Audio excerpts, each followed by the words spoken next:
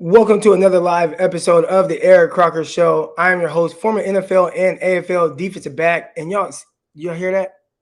Or is it that what you don't hear? You don't hear any music. I said, no, we're going to keep it gangster today. We're going to keep it G today. We're going to get straight into it and talk about the San Francisco 49ers kind of limping into the bye week. We're going to talk about the defense, their role in this, and fire Steve Wilks. Is that something that should be said?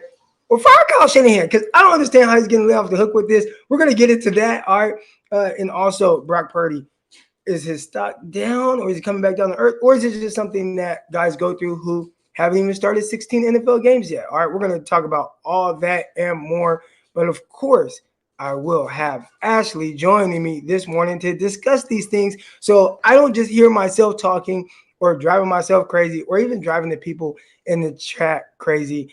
Ashley, good morning. How you doing?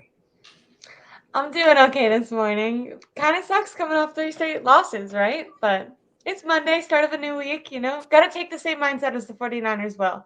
Got to kind of scrap it. Look, I started off on a bad note too. I didn't even have my mic set up. It was like coming through the speakers, but we're good. We're good. We're good. We're all set up here. I thought I you have, sounded louder, to be honest. did I? Okay, maybe that's what it was. I don't know. I don't even know where the mic is on this laptop. Uh, I've kind of been I don't even want to say the bad guy on this whole like defensive thing and like kind of who's to blame, but I have definitely had my thoughts. All right. And when I look at any team, like going to the Super Bowl or whatever, I've seen a couple of things happen, especially with this 49ers team. One, it it has not been perfect defensively throughout an entire season. Like I feel like at some point there's like this weird game where you kind of question like, is the defense good? Like how good are they? If you go back a couple years ago, I remember D'Amico Ryan and 49ers played against the Arizona Cardinals. It was an Arizona Cardinals team without Kyler Murray. All right, there was no Kyler Murray on the field. Yeah, Colt yeah, yeah, McCoy yeah. took I over, remember that. I and remember a that. Colt McCoy led Cardinals offense obliterated the 49ers defense. It felt like the defense couldn't get a stop. They didn't play well in that game at all. The offense was a little weird. They turned the ball over here, if I remember correctly. Like Brandon Ayuk fumbled, George Kittle fumbled. It was like a really weird game, but the defense couldn't get off the field. All right. And I just remember thinking, like, damn, what the heck was that? Right. So you look at a game like that and a low moment maybe the 49ers had in that year where they started off, not that great through the first half of the season. Fast forward to last season. And in the middle of the season, the 49ers ran into another weird situation, right? There was a lot of up and down play. We were still trying to figure out who the 49ers were. It looked like they started to kind of trend in the right direction with Jimmy Garoppolo at quarterback. And they played against Kansas City Chiefs. Kansas City hung 40-plus points on them. Defense looked terrible. Couldn't get a stop, right? I think they had an interception on the first drive. And then outside of that, they didn't get a stop for the rest of the game. Even And then before that, you even before that, do you remember the Falcons game? Like well, the the Falcons Falcons game were was next. terrible. Oh, The okay. Falcons Go game ahead. was Yeah, next. yeah. So it was the Chiefs game They where they were gave up bad 40 that plus year, points. and they looked great against the Niners. It was, yeah. Right. It was the 40 plus points against the Chiefs. And then the very next week, I actually flew to Atlanta to watch this game. And the 49ers, forced one incomplete pass on Marcus Mariota. I think he completed 13 out of 14 passes. And it just looked like, what's going on? Right. And same thing with the offense, turnovers. They turned the ball over. They fumbled. I think 49ers had a fumble that was returned for a touchdown. They threw multiple interceptions, right? It looked like this stagnant offense combined with this defense that really couldn't do anything. So you fast forward to this year, and I'm looking in the chat right now as I'm trying to like talk, but also kind of pay attention to the chat. And everything that I'm seeing is everybody is talking about Wilks. And through the first 5 weeks, nobody talked bad about Wilks, right? Like nobody through the first 5 weeks was like, you need to fire this coach. Well, why not? Well, because 49ers had number one defense, now number one scoring defense through 5 weeks. Like there was zero issues. But now during this 3-game losing streak, where you gave up 19 points, which isn't crazy to me. And this is when I start to kind of like, it sounds like I'm defending them defense, but 19 points, You're just 22 getting back. points, Mhm. and then obviously the worst game, 31 points. And I look at these things and it's like, oh, fire Wilks. And it's like, well, if we weren't trying to fire him through the first 5 weeks when they were playing awesome, why is it that when he has his worst game, which this last game was his worst game, the game before that, maybe you could say that as well, 2 weeks in a row they're not playing well, and everything is fire him.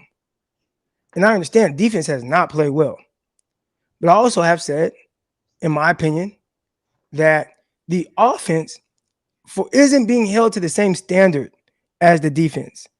An offense that is supposed to be explosive, dynamic. You have all these guys, right? You got Christian McCaffrey, you got Brandon Ayuk out there, you got George Kittle out there. You know, you got your franchise quarterback, and you're only putting up 17 points a game over the last 3 weeks. And people are thinking that I'm being an apologist for the defense, when really I'm saying defense is so much harder to play.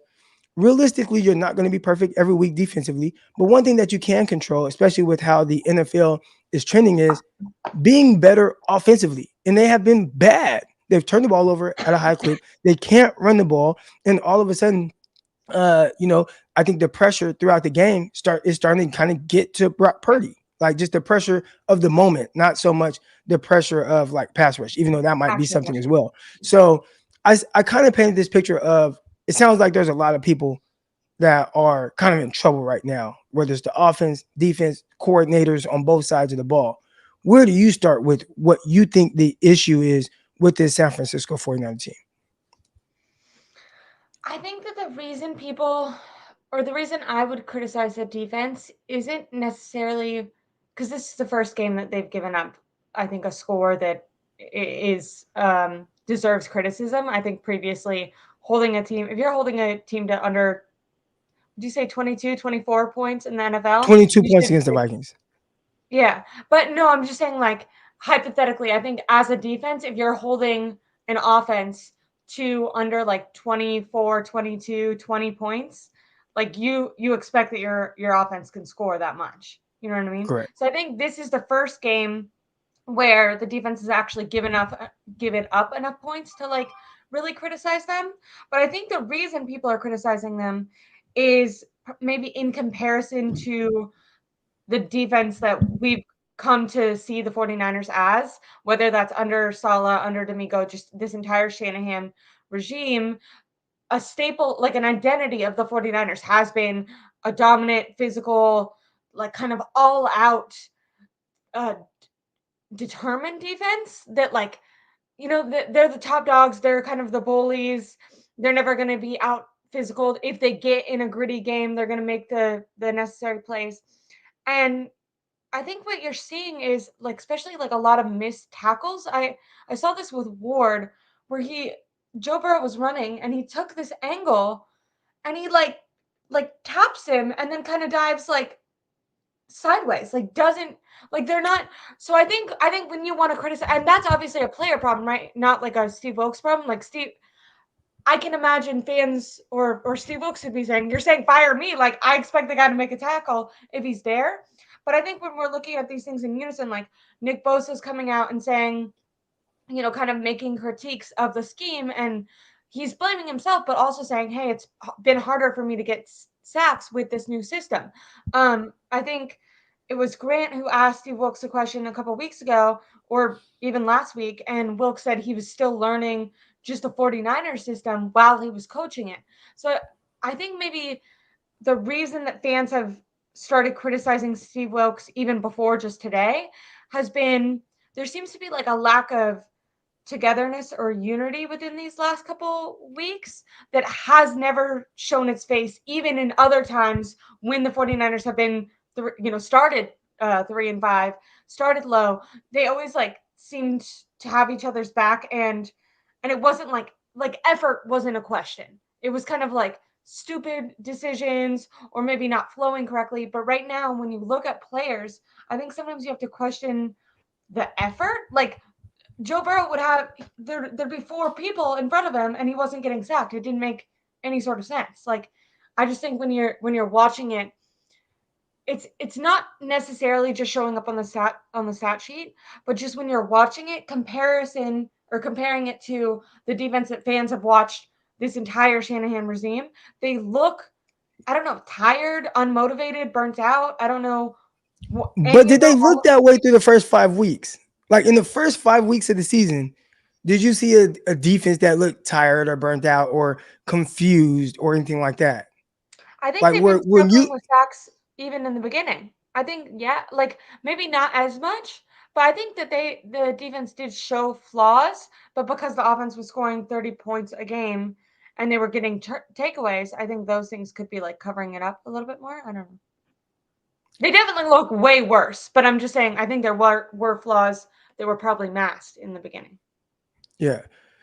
I think when I look at this team and kind of how they're built, it's built from the front end on back. So if the Yeah. 49ers defensive line isn't getting the necessary pressure or sacks or game-changing plays, I think that's being a trickle effect. There's a trickle effect going on throughout the rest of the defense. And now people are like counting on the defensive backs to save them when I don't think that those are the That guys to wasn't the save case. you. Like the Travarius Wards, the Diamador Lenoirs, the Hufanga, the Gibson, like they're solid in a scheme. And I've always said this. And if you guys go back and listen to some just previous shows from way back, I'll tell you, I don't think the guys on the back end are special. I think they are good within the scheme. Like when you have a front that plays very well and you have a dominant second level with those linebackers, then okay, we can just kind of play our scheme on the back end and we'll be fine. And they can play well within that. You start asking them to do more than what they're capable of doing, then that's where there's the issue. I And agree. we're talking about fifth round picks back there and undrafted guys. Like And look at the money. Look at the money. when you if you were to invest more into the back end, right? If you were to, man, we got this corner top 10, we got this safety top 15 first round or high second round. If they've invested that type of capital, or we went and paid, 15 million a year for this safety, then you would hear a different tune from me. Like, hey, these guys that they've invested a lot of need to step up. But what they're telling me is the back end can be whatever because we're going to rely on Nick Bosa, Eric Armstead, Javon Kinlaw, Hargraves, and whoever the hell else, and Randy Gregory. We are going to rely on these front guys to win us these matchups defensively, and that's not happening. So that's tough. But my pushback on a lot of what we're hearing, especially with the Steve Wilks thing, is one, we've seen every year now defensive coordinators for the 49ers go through a weird spot and not get fired for it. And two, this is a defense. If we were talking about through 7 weeks, and this, when we start thinking about like the 49ers and kind of like this, the fans like a kind of a spoiled sense of entitlement, you were the number one defense in the league for 5 weeks, and you have a weird stretch, which even they didn't even play bad against the Browns. So we're talking about 2 games where the 49ers defense did not play well. And now all of a sudden it's like, fire this guy. When most teams around the league would say, hell, like we would love for our defense to play at a very high level for 6 out of 8 weeks to start the season, And that's the part that starts to get a little weird for me with how people are talking about him, as opposed to, like I said earlier, as opposed to Kyle Shanahan, who, like, your offense has gone 3 straight weeks only scoring 17 points. You're turning the ball over at a high clip. You are playing undisciplined football. You are having clock issues. You are not able to run the ball. Why are we addressing and putting all this energy into a defense that was number 1 in the league for 5-6 weeks, and not that same type of energy into an offense that can't really score? I mean, for most of this last game, they had 10 points. They didn't score that last touchdown until like 4 minutes left in the game, or however much time was left, right? So you're not even helping your defense by keeping the rock away from the opposing team. You aren't helping your defense when 3 out of your first 4 drives in 3 and outs. Like, so it's like 3 and out, and defense back on the field, 3 and out, defense back on the field, defense 3 and out. Like, so why are we not keeping that same energy, not only for Kyle Shanahan, but for Brock Purdy as well, who is the orchestrator of the offense? So now let's kind of turn the page here a little bit. I don't have these crazy high expectations for Brock Purdy, right? I talked about how I look at the back end guys and where they were drafted. And when I look at the 49ers, and you have Brock Purdy there, I'm learning more each week about what Brock is and what he isn't, right? And I think we can all say when he's playing in timing and rhythm and the answers are there and has the answer, I think he plays very well. I think he does really good, right? I mean, there were some throws yesterday where I was like, man, that was a really nice timing right over the top of guys, right into the hands of George Kittle. Like, man, that looks good when he's able to play. Like, man, he's throwing these passes to Kittle and he's hitting Ayuk on these 20+ yard games, and man, like that looks sweet. Is he the guy that can overcome adversity in the game? Is he the guy that when it starts getting tight and your defense over the last 2 weeks is not playing well? Can you overcome that? And that was one of the things that a lot of people wanted answers on and wanted to see that when it's not comfortable, when your defense isn't, forcing all these turnovers and setting you up in scoring position like they did a year ago. And people forget this. Last half of the year and all of his starts, 49ers were the number one defensive team and the number one team in takeaways, right? So you're playing, we got a run game going with Christian McCaffrey. Defense is firing on all cylinders. They're taking the ball away. Hey, man, I can play kind of free. I got this. But now it ain't as free. Dang, defense giving up points these last 2 weeks, or they're not getting the other team off the field. I kind of have to be a guy. And so far, he's not coming through on his end of that. And again, still young in his development and things like that. But his expectations, because of who he's taking over for in this 49ers team, just in general, what they are really high. And I don't think he's living up to that. So what are your thoughts on the offense's hand in this, and more specifically Brock Purdy, and how he's maybe handling some of the pressure that comes with the defense not playing very well? I think I'll start with Purdy because I do think that Kyle Shanahan should be his own topic because he somehow always gets left out of these conversations and definitely deserves criticism. But with Brock Purdy, I mean, it is concerning that all 5 of his interceptions this year have come in the second half with the Niners within a 1 score. You know what I mean? Like, it's the worst timing ever. It's not just like he's throwing interception in the beginning of the game. It's like in the pivotal moments when you do expect that's when those stars, who some fans or media members were comparing Purdy to in the beginning half of the season, where they make their name isn't how good they play when things are rolling, but it's in those moments.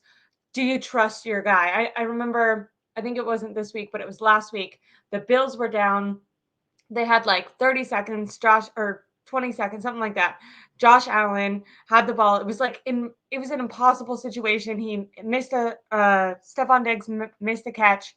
They had like 11 seconds. And I, just watching the game, was like, I think Josh Allen could do it. Like, maybe not. Like, it's going to be hard. But when I'm watching him, I'm like, they have a chance to win right now. And I think you feel that way because you've seen him show up in those moments before, right? That's why when people talk about Joe Montana coming back, it was kind of, in my opinion, a little bit ridiculous to compare Brock Purdy to him yet. I think maybe people were doing it based on like arm strength type comparisons, but we hadn't seen Purdy in those moments where he had to bring his team back and really show up. And so, yeah, I mean, I think for his worst plays to be in the most important moments is definitely concerning. Now, he has shown some promise. I've really liked the athleticism that he's shown over the last 3 weeks to kind of escape some of that pressure with Trent Williams out. But yeah, I don't think that Brock Purdy should be swerving any criticism. I still think he's like, I don't think that, I think it'd be a huge overreaction to try to go to Sam Darnold or something. I'm not saying the 49ers going to win a Yeah, championship. absolutely not. I don't think Yeah. well, I hope nobody's really People are saying saying that, that. but go ahead. People Yeah, are saying that. that's But crazy. yeah, but I think, I don't know long term, and I've, to be fair, I've felt this way about Purdy this entire time. I don't know if he's the long term answer. I think for this team, he's gonna, this year he's gonna be the guy, and I'm I, I'm hoping that Kyle Shanahan potentially. I think we've established that he can tend to be a little bit more negative, and I think Purdy's confidence has been a really special aspect of his ability. Like, he walked in here with just this insane belief, like he did not carry himself like he was the last pick in the draft. He carried himself like he was the third overall pick in the draft.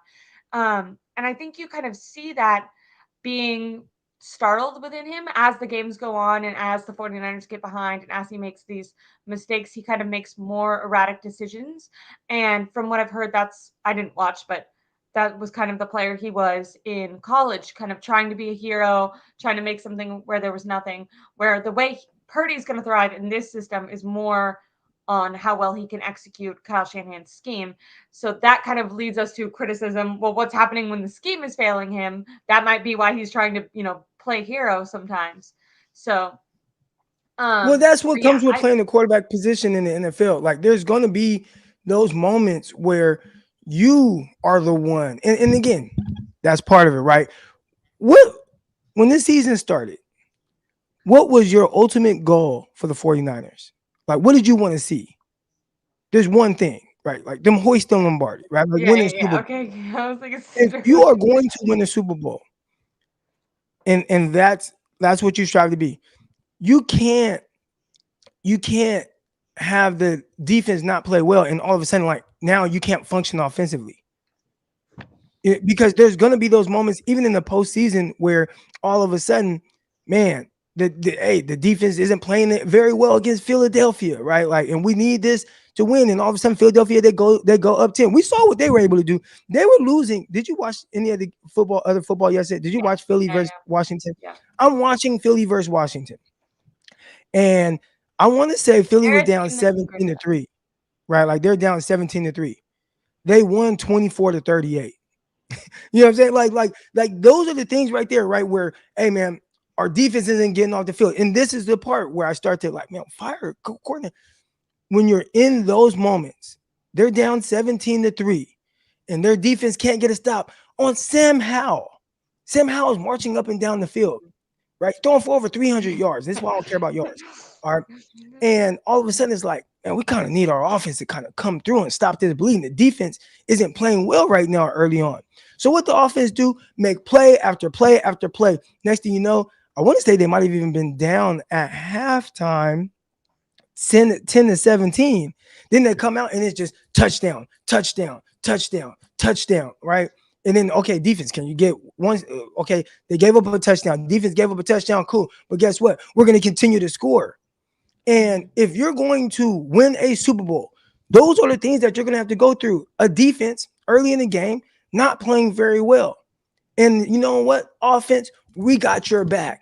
And I feel like when this defense is going through this lull right now, the offense does not have the defense's back. And in turn, instead of people talking about the offense being better because they're supposed to be, they're talking about firing a defensive coordinator. But I think it starts with your quarterback being able to overcome that type of adversity. Nobody's looking at Jalen Hurts right now, say, oh man, can he fight through this adversity? Can he come back from down? No. Hurts is like, man, I got this. And you hear him stand up there and talk about it, and he does it. And he's making throws. And I'm not talking about, oh man, like this is a timing and rhythm throw. So it's like, no, big boy throws. Yeah. Right. And those are the things that sometimes it takes to win. You're going to have to overcome that. If the 49ers can't do that, then ultimately they are not a Super Bowl team. I see JM 16-17. See, this is ridiculous to me. Defense isn't even serviceable. Yes, they are. But when they have been bad the last 2 weeks. They have not been great. I feel like I keep repeating myself. And I said it to what I say on Twitter, on X, on Twitter. That I said, I understand sometimes people's comprehension skills are off, right? Like, I understand that. JM 617, I don't believe that your comprehension skills are off usually. But right now, I think you're missing what I'm saying. This, to say that a defense that gave up 19 points and then 22 points isn't even serviceable, that just shows to the level of how spoiled we are as a fan base. Because these other teams, they're watching their teams give up their cheeks, right? Like, just get obliterated, and still they have to figure it out. The Cleveland Browns, after holding the 49ers at 17 points, gave up 38 points to the Colts the next week. 38 points to the Colts with Gardner Minshew. But guess what? Their offense scored 39 points. So they won. You go through these things and you just got to figure it out. And unfortunately, And this is the an 49ers offensive offense league. is laying an egg. And this is an offensive league. Like teams are scoring more all around the league all the time. You know what I mean? For the 49ers to keep teams usually under like 22 points is like that's why they were top of the league for the first 5 weeks. And even coming into this game, they were still I think top 5 because of Yeah. they weren't number 1, but they were still top 5 because holding teams to that much in an offensive league where all the rules are geared towards scoring, like your offense needs to keep up. I agree with what you're saying. I think criticism of the defense, specifically like their morale and the personality, is Yeah. necessary. And I think that that's why I look at Steve Wilks sideways, is because I feel like the lack of success that they're having is less about the number of points they're allowing and more how they look on the field, how they're playing. But the same can be said for the offense. Like, what is the offensive identity right now? And I do wonder, and this would be maybe giving too much stock to two players, but with Trent and Debo out, specifically Debo, he kind of has that like grit, like follow me, I'm gonna be a badass. And to be fair, I feel like the way that Christian McCaffrey plays, he might, dress more pretty boy, but the way he plays is also that really physical. You're gonna have to tackle me. Uh, People earlier were saying, are people trying to injure earlier this season? Are people trying to injure Christian McCaffrey? And it's like, no, but other teams know you just can't tap him and he's gonna go down. You have to like put 4 guys on him, completely jump on him for him to go down. I wonder with Debo out if the offense, or I wonder why the offense is lacking and the team overall is lacking their physicality. Like I feel like under Kyle Shanahan, that's been such a key component of their standard.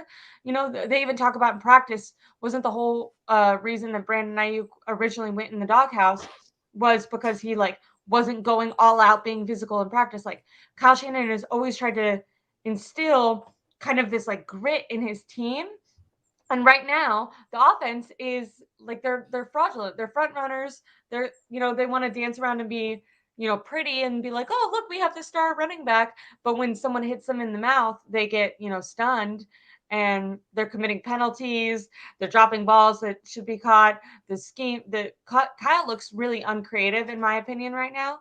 I think I tweeted out in at halftime, and it was like they finally right before halftime gave got a pass to Brandon Ayuk, and it was like his first catch, like the for like multiple drives. I think the first 3 drives it was like hand off to CMC or throw like behind the line of scrimmage to CMC, and I'm like, and they were going, it was not working. They were going 3 and out. I was like, you have other players, so I just feel like when we're talking about the lack of like points, it makes me just consider what is going on with this team's identity, because they don't look like a physical team to me right now.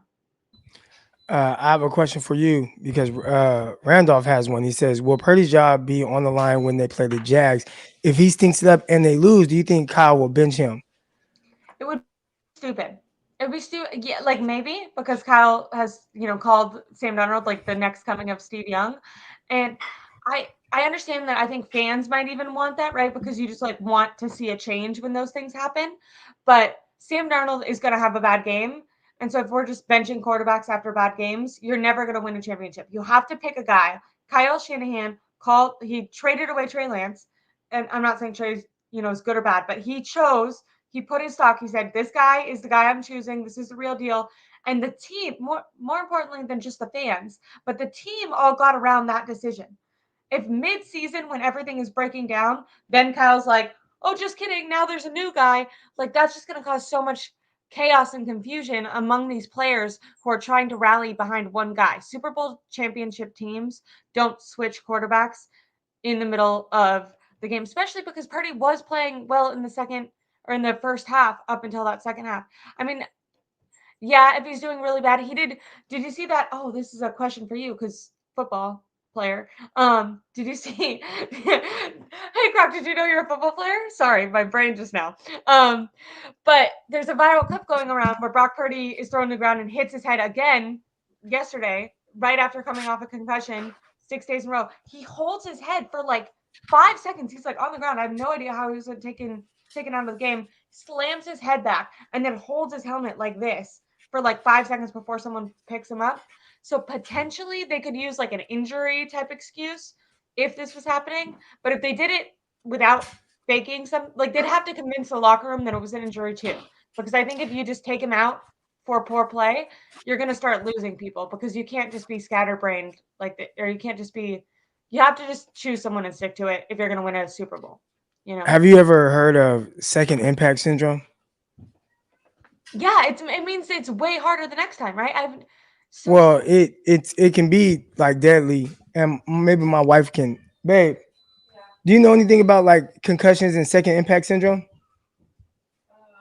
It's like a delayed effect of concussion. Yeah, well, my wife is a nurse, so I asked her. But I know when I was doing my, when I was in college, we learned about this in whatever kinesiology class or whatever. But second impact syndrome can be deadly. It's basically when you get a concussion the first time, but you don't come out, and then you hit your head again. You're much more sensitive to the impact the second time, and then it could potentially be like deadly, right? I did see the play that you're talking about. It was um, it was actually on the interception that he threw. He threw an interception and they called roughing the passer because it hit, which I didn't think that was roughing the passer. It was two guys, they were getting blocked, and as they're getting defeating the blocks, they go in and they kind of both hit Brock at the same time, and he kind of falls back. He does hit his head really hard on the ground. I saw him cover his like he's covering his ears, but putting his hands on his head, and I was like, dang, like that's tough. That looks like it potentially could like rattle him or rattle his brain, and when you're coming off of an injury already, sustaining a concussion, like that's when it's dangerous. That's when we saw, I want to say last year with Tua, where everybody's like, oh, he's coming back too soon. And I mean, then he had to leave. We saw how he was leaving games and ultimately ended up missing a lot of time. So that is worrisome when you see that. But as far as Brock being benched, no. All right, because even then, right, like right now, let's say he loses another game, you lose 4 games in a row. Typically something does have to change, but I don't know if you change a guy that is still youthful in his experience and it starts, right? Like I think you need him to go through these different things. Like if ultimately you want him to become what you want him to become, which is like, hey man, this is the guy that can lead our team in any situation. You have to go through ups and downs. Now, I will say this, all right, and I have not brought up Trey Lance at all. And I see people, oh, Trey Lance. My thing was always with Trey Lance is he needs to gain experience. He needs to play. He needs to go through his ups and downs. He needs to go through his lumps, right? And then you let him go through those things enough, like you should see a better quarterback on the other end of that. And I'm saying the same thing for Brock Purdy right now, going through his lumps. This team was too good for Trey Lance to go through the lumps and things, the ups and downs that he needed to go through. Right, like that was like, hey, no, our expectations are too high for him to go through that situation, and I understand that. And then you have a guy like Brock, where it's like, hey, we don't have these lows with him, so we're gonna go with this guy. We're gonna trade this other guy away, so we don't have to go through those ups and downs, and now we should be fine. Well, now we're finding out right now during the stretch that Brock Purdy, although he does things very well, and he did things very well at a high level through 5 weeks, you're seeing some moments where, dang, these are things that he potentially has to go through, So I think for all quarterbacks, and I saw somebody mention, dang, I don't think I saved it, but there was a quarterback talking about, there was a comment talking about Justin Fields, and whether it's Justin Fields, whether it's Trevor Lawrence, we saw what he had to go through, whether it's Mac Jones right now, all young quarterbacks typically go through these ups and downs, and a lot of times it's because their team isn't good. Justin Fields' team is terrible. Justin Fields, throughout his entire time on the Chicago Bears, offensive line, trash. They finally got him a weapon, with DJ Moore. Finally, right? Defense, not good. Offense, not good. Like everything's just been bad around him, and nobody gives him the same leeway as some of these other guys, right? Um, Trevor Lawrence, he threw he what 10 touchdowns, 17 interceptions as a rookie. You gotta look at his To situation. be It was fair, bad. Urban Meyer. That's what I'm saying. Urban Yeah. Meyer, head coach, lost his Yeah. coach in the middle of the year. Mac Jones right now, he's going through it. I was listening to Cyrus Radio, and I was not high on Mac Jones. I thought he was like, man, like this is like a cool quarterback. Like he's cool. Like I don't think he's a guy you take in the top 10. Right now, they're saying he's a guy that should not even be starting. I'm like, well, hold on. I understand. Like, oh, his decision making is bad. Well, yeah, everything is on him. Everything is on Mac Jones to be perfect, with Kendrick Bourne being his best receiver. And I like Kendrick Bourne. Like that's his best receiver. And He you're made a trying to sweet catch yesterday. You see but then that? you say, well, 49ers can't win without Debo. And it's like, well, you still got Brandon Ayuk, George Kittle, Christian McCaffrey, all these, and Kyle Shanahan calling plays. Yeah. You know what I'm saying? So it's But like, that's what I'm saying. Don't you think some of this is on Kyle? Like, do you also, am I crazy, or do I notice like a huge lack of creativity from Kyle Shanahan specifically? Like, obviously, the interceptions are on Purdy, and like that's not Kyle's fault. But a lot of the game plan is just like a throw to behind the line of scrimmage to Christian McCaffrey, or hand off to Christian McCaffrey, which is like no longer super efficient.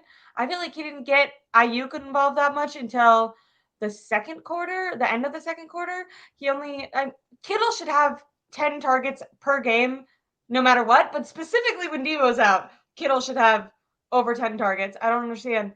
I know he had one drop, but he had I think 4 or 5 like really good catches. So it just I don't know. I feel like some of this has to be on Kyle Shanahan. I know he's I feel like he escapes criticism sometimes in these situations, and I yeah, understand that Purdy does deserve that, and that the defense has not been as dominant as we're used to. But I kept thinking that Kyle Shanahan was going to show some creativity with the loss of Trent and Debo, and in my opinion, he hasn't. I think the Christian McCaffrey thing was working at the end of last year and the beginning of this year, and he hasn't really adjusted to that not being as successful anymore.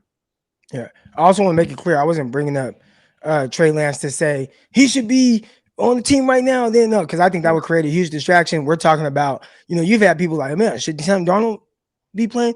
If Trey Lance was on this team, this chatter would be much louder.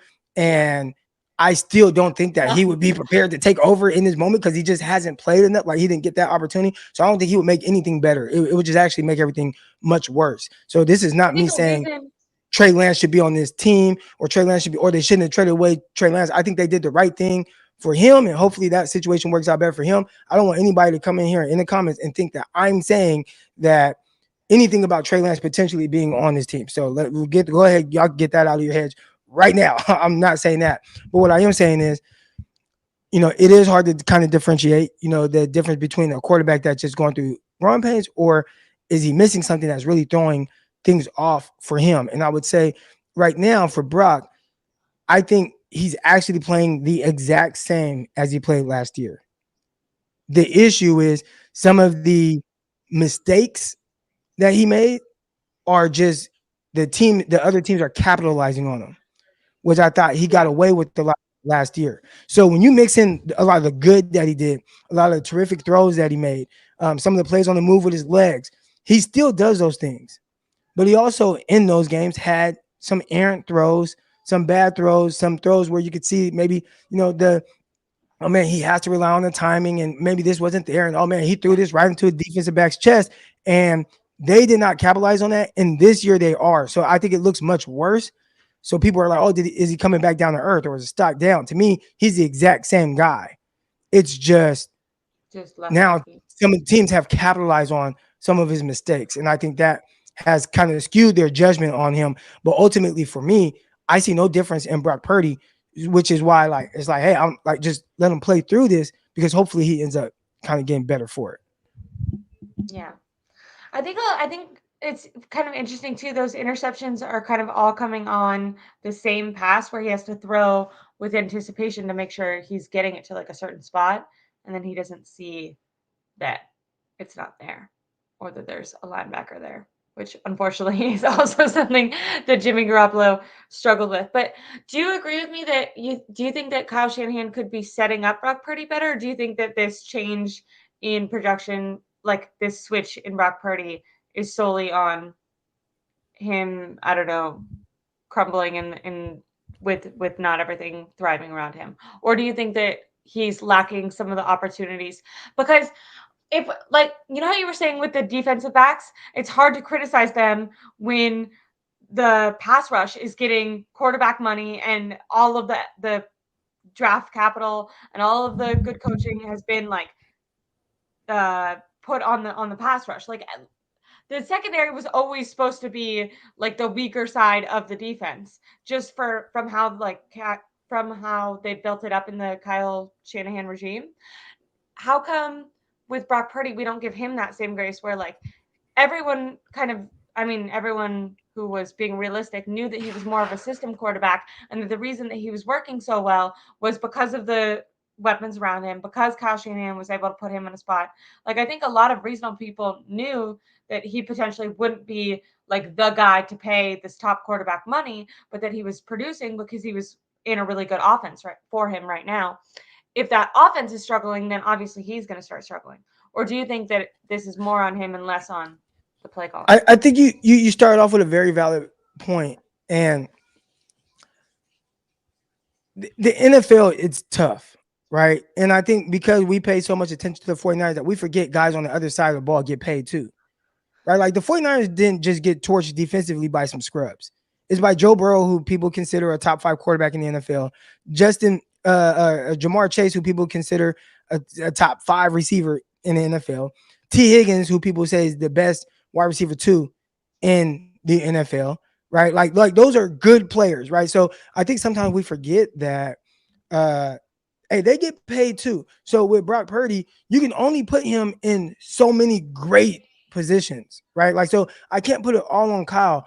I think Kyle does enough to dial up things to where you have all these hitters. And I don't think that is a coincidence that there were so many big gains in that game, right? Like that's him setting them up. But outside of the times where it's just there, you also have to figure out a way to win plays without me, if it's not the most ideal situation for you.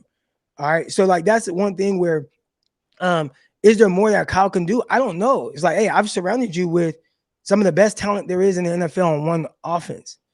So outside of me, the run game, just the run game hasn't been great. But all right, like okay, the run game hasn't been great. Okay, we got to overcome that. Now maybe when we talk about Kyle, maybe his issue is he can't overcome that if he doesn't have a run game. And true, because I think that going back to my identity thing, I think their run game is a huge identity pull for the 49ers. So I think when that sucks, the 49ers suck. But also, you said gotta overcome it. And that was my point with Brock Purdy is, should we be expecting him to overcome it if we are being rational and maybe acknowledging he has to, because the guy that you drafted to potentially do those things, you traded him away after 4 starts because you like so much of what you have in Brock. But that's so now you have to, like, regardless, like that stuff is out the window. You got to be the guy, because the guy that had the potential. And again, I understand it. I understand why they traded Lance away. I feel like Kyle sees Purdy as like a guy that he's not sure that he would extend. I think like when they traded away Trey, they thought that. I don't think they traded away Trey like Brock Purdy's going to be our guy for the next 10 years like we hoped Trey Lance would be. I think that they like reformulated their decision making, and they were like, instead of thinking about 10 years, we're trying to win a Super Bowl now. Like, I think that they think Purdy is good enough right now. I don't think they were making that trade of Trey Lance away saying, you know, Brock Purdy is going to be the franchise quarterback. Or if they were, I would have just, did you think that? I didn't think that we had enough information to think that Brock Purdy was going to be, you know, the guy. I think I don't know if they work off of enough, like, oh, we have enough to make this decision, right? Like, they made Jimmy Garoppolo the highest paid player in the NFL history after 5 starts for them. Like, was that realistically enough time to know if he should get like that amount of money? So even with Trey Lance, And that whole situation was 4 games enough. Maybe some people would say, yeah. Maybe some people would say, yeah, they saw enough in practice or in the preseason game when he's playing with the scrub, whatever. That's enough to know. No, he's not the guy, and Brock Purdy is more of the guy. So I do think there's a scenario where they're like, oh yeah, we've seen enough of Brock to know, hey man, he's the real deal. We're moving forward with him over any other option. So I hope that answers the question. It does. It does. It. I think a different when just since we're on the Trey Lance trade, I think the front office deserves more criticism. Like I want that criticism to come back up Now, I because don't want to when talk we did about it, they Lance were because Ashley, not Lance, you are but new like to YouTube. You yeah. don't want to start having this conversation. No. Let's take it away from Lance though, and let's say, imagine if they had 3 first-round picks and they had another backup offensive lineman. What if they had But another wide you can't do receiver? that because like a super large It's just hypothetical. done. I get what you're saying though. Like it would be nice to be like, man, instead of trade up, like man, you could have got Micah Parsons, right? Like I get what you're saying, in the sense of like the what ifs, but yeah, that you start Not opening up necessary that right now. can of worms with Lance, and I think it's a very sensitive topic amongst 49er fans, like whether you're on this side or that side. But ultimately, right now, uh, the attention should be on Brock Purdy, and what does he need? What is he going through? What does he need to continue to improve, Turn it like around. his game, and moving forward, how well will this bye week work for him? So I guess we can kind of end with that question. You answering that. What do you want to see from Brock Purdy coming out of this bye week? I want to make sure, first of all, that he's healthy. I think with those concussions, it's good that he has a bye week, hopefully to rest. I also hope that Kyle Shanahan doesn't kind of take away some of that belief that we felt like he had in Brock Purdy, or at least was expressing outwardly, and from what we've heard from them talk about their relationship to each other. Because I think we saw Kyle Shanahan, not to bring up a different quarterback, but kind of get resentful with Jimmy Garoppolo when he started making more erratic decisions. And it seemed like sometimes he would call games almost to show that like Jimmy G was not the guy who was like making the plays, if that makes sense.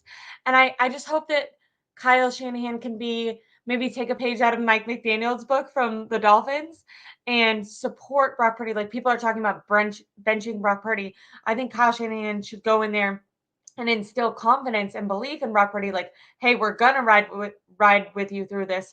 You're gonna be our guy. So like this is on you, and you do need to pick it up. But like when you're out there, don't be like making decisions on, oh, am I about to get benched? Because like your head needs to be in the game, which hopefully Brock Purdy knows that himself. Because like as a quarterback, you need to be able to have that belief within yourself. But I also think that it's nice coming from the coaching.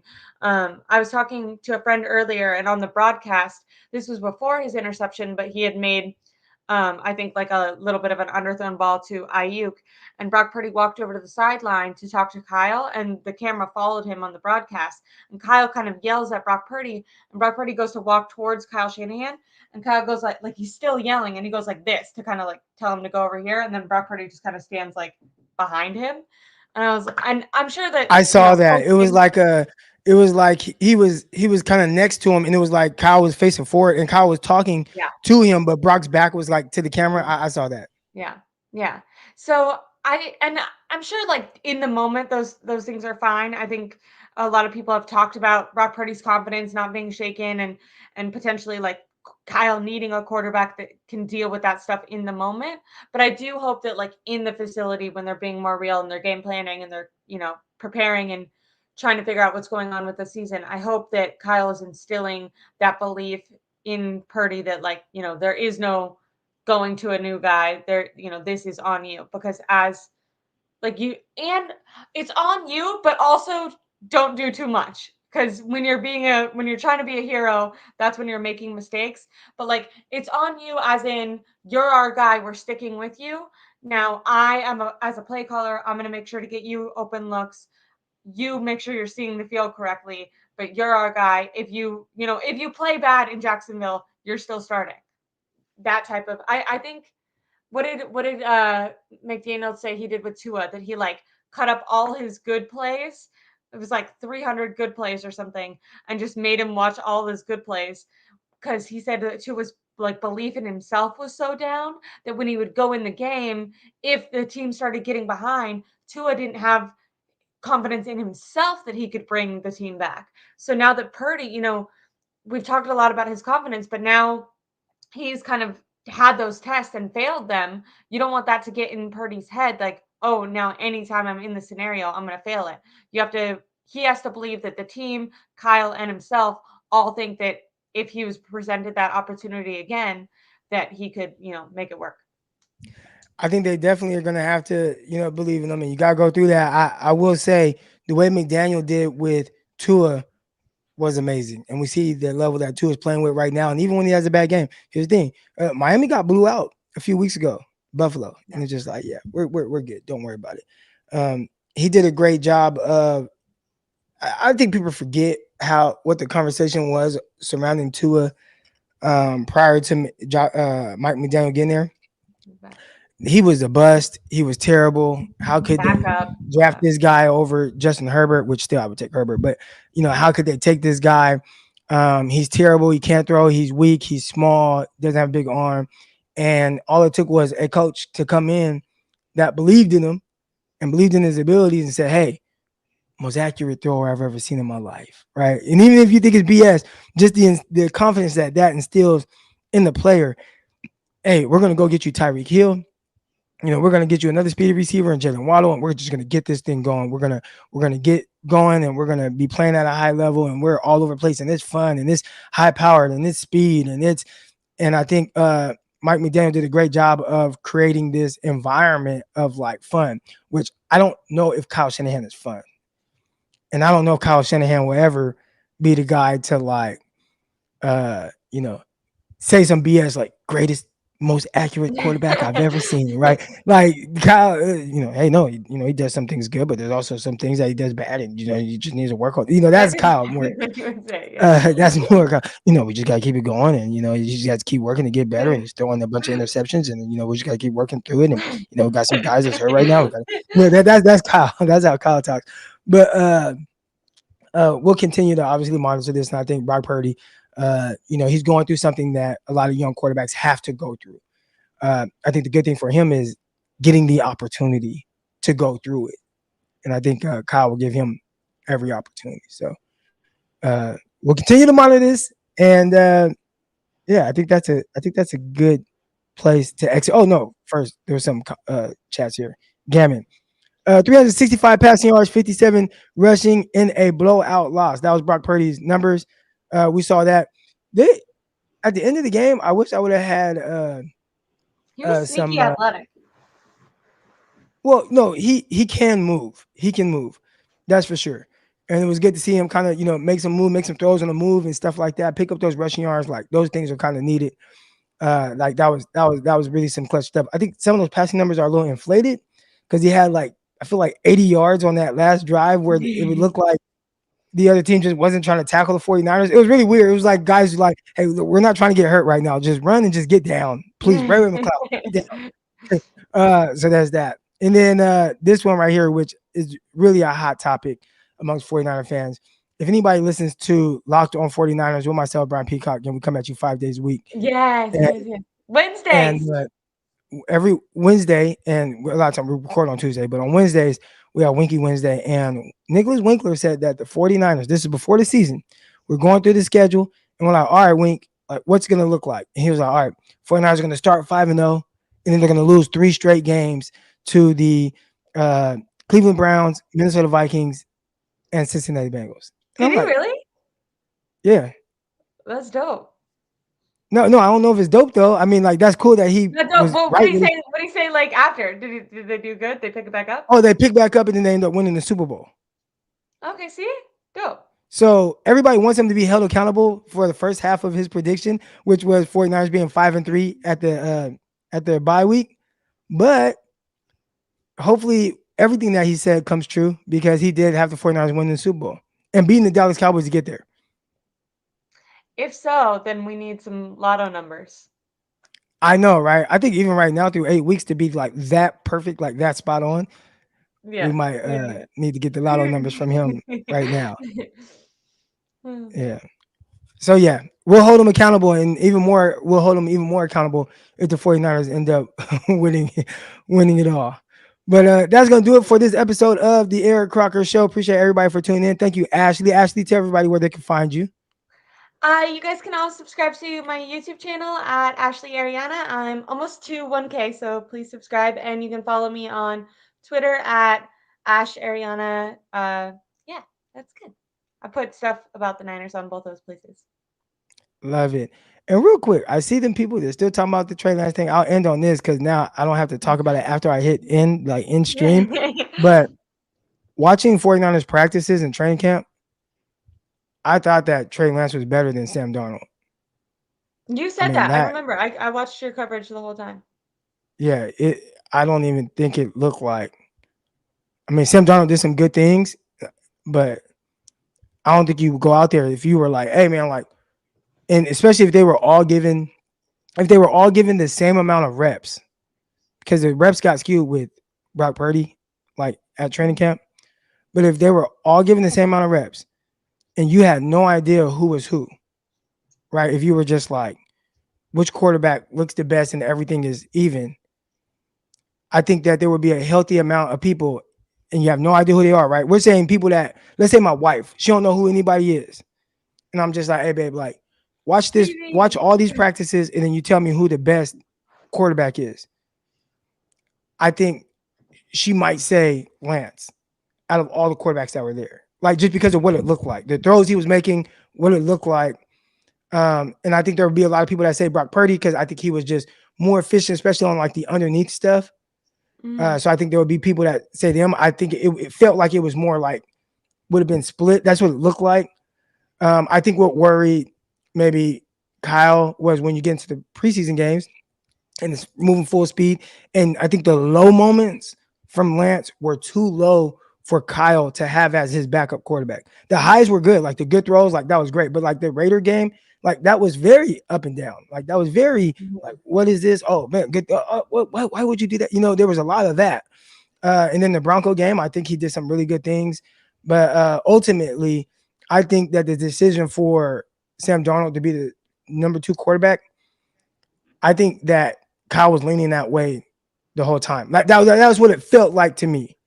Like I didn't see like that this guy just beat him out. I think more for what you want from your backup quarterback, which is more just, can you just be like this, right? Like you don't have to be great. You don't have to be the starter. You don't have to be this, but just can you be this? And I think for Trey Lance, I don't think you got this. I think you got this. Yeah. And I think that's why they were like, okay, let's just go with more steady. Even if maybe he's not a better long-term starter, he's just more steady right now. So let's just go with that. And that's what they did. And I think it was good because even then, let's say you went with Lance as QB2. You go through this stretch right now with Brock Purdy doing this, people will be calling for Trey Lance. And I don't know if that would have helped Lance for what he needed. So that was just what it felt like for me. It just kind of wanted to say that before we get out of here, so then I don't have to talk about it much more. But I felt like over the time, and if you talked about how Mike McDaniel put together a highlight tape of all the highs and all the good things from Tua. I think if you did that with Trey Lance and pointed out all these positives with him and all these things that he did very well, I think that would have instilled a lot of confidence in him as opposed to making him compete for a backup job. Like, just my opinion, but we're going to get out of here. Appreciate everybody coming here. Hit the like button, hit the subscribe button, all that good stuff. And I'm out. Peace.